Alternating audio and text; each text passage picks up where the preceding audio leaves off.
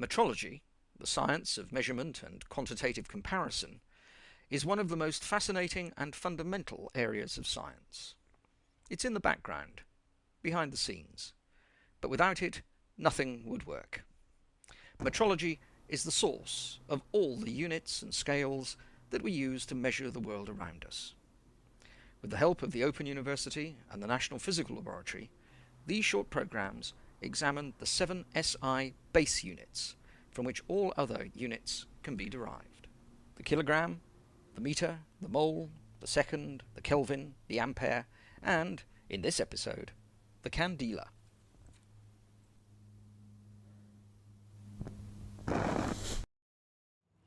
The candela is the luminous intensity in a given direction of a source that emits monochromatic radiation of frequency 540 times 10 to the 12 Hertz, and that has a radiant intensity in that direction of 1 over 683 watts per steradian.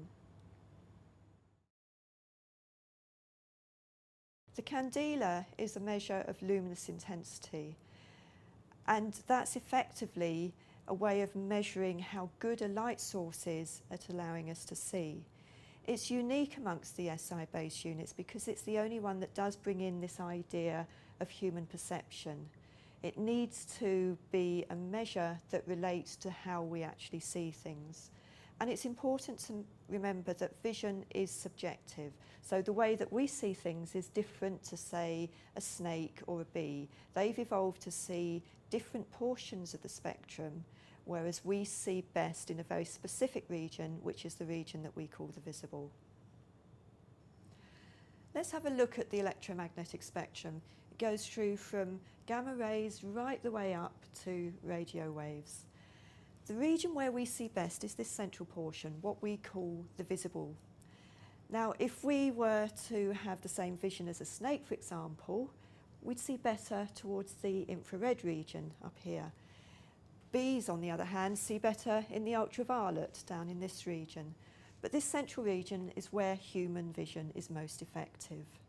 And what we want from the candela is a unit that allows us to measure that radiation that's in the visible region. Now, the simplest way to do that would be to simply add up all the radiation that we've got there. That would be what we call the radiant intensity, and that's measured in watts per steradian. The problem is that that doesn't tell us how effective that light is at stimulating vision. It doesn't tell us how luminous it is.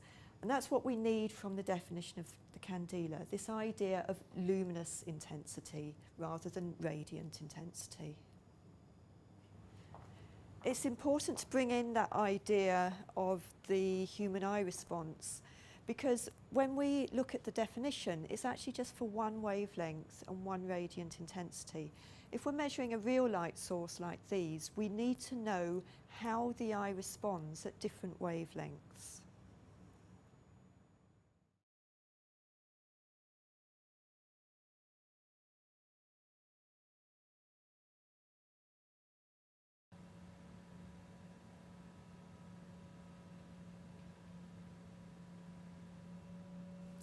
Let's bring back the electromagnetic spectrum now and have a look in more detail at what happens in the visible portion of the spectrum and precisely how the eye response changes as we go through the visible.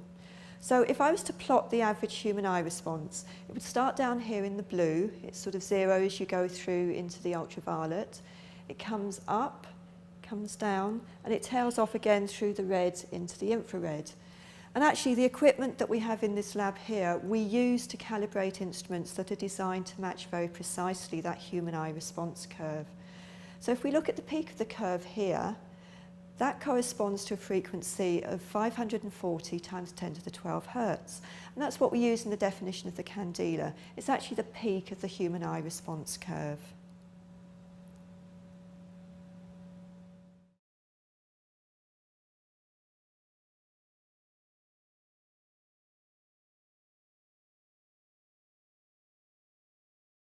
So why do we have the factor of 1 over 683 watts per steradian as part of the definition of the candela? To understand that, we have to go right back to the original definition, which was in terms of candle. It was actually a particularly special candle. It was made of a particular type of wax. But it was defined that the luminous intensity of that candle was 1 candela, and that's where the name comes from. So over time, this rather unstable source was replaced by better sources, things like gas lamps and tungsten lamps. And eventually, in about 1940, it was replaced by something called a black body, and that's actually what we have here.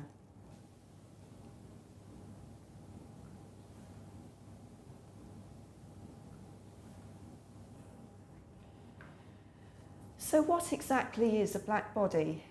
It's essentially a cavity, a specially designed cavity, that's enclosed in a furnace. And the cavity is designed so that it's a perfect absorber of radiation. But that means that as you heat it up, it's also a perfect emitter of radiation. And the amount of radiation that it emits at any wavelength depends just on its temperature.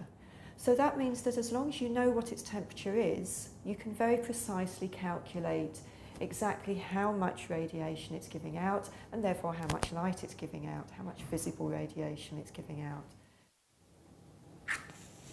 So that's why we have the factor of 1/683 watts per steradian.